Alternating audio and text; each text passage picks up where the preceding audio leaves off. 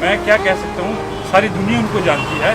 तो जो इसको नेगेटिव ले रहा है, मैं उनसे कहना चाहता हूँ कि बात को पहले पूरा बात को पूरे मैटर को जान ले, फिर एलिगेंस लिखाएं। और ये कोई बहुत बड़ा इशू नहीं है, तो मैं आपसे यही कहना चाहता हूँ, ये एक छोटी सी बात है, इसको बढ़ाने की कोई ज़रूरत नहीं है।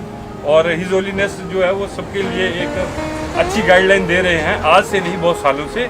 और मैं यही कहना चाहता हूँ कि इस बात को बहुत बड़ा बनाने की ज़रूरत नहीं है, और हम हमेशा उनके लिए पॉजिटिव थे, पॉजिटिव है और पॉजिटिव ही रहेंगे। Thank you.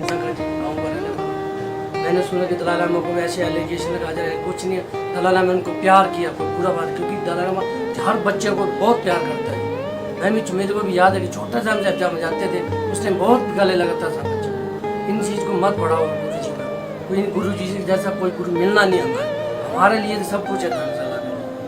बाकी मैं कुछ नहीं बोलूँगा पीछे के बारे में, इतना पता। हम ये जानते हैं कि दलाई लामा यहाँ का गुरु जी है, यहीं का है। टेंगल बोर्ड करके जहाँ पे इनका हॉस्पिटल, नया हॉस्पिटल जब नए दलाई जी आया था तो नया उसका उद्घाटन करके दलाई लामा जी को पैदल लिखा हुआ है, और सेम हक हमारे साथ किया है। लेकिन उस टाइम हमारे में मीडिया नहीं था, और मीडिया इतना गंदा हो चुका है कि इतनी छोटी सी बात को बच्चों के साथ, यार हम भी, हमारे बच्चे भी, हम उनके साथ हाथ कैसे करते हैं, कैसे करते हैं, वो सबको पता था। लेकिन गुरुजी के बारे में ये तो बहुत गलत है, बहुत ही गलत है। मतलब इनकी, मेरे लिए तो आंखों से आंसू आ रहे हैं कि हिज होलीनेस है।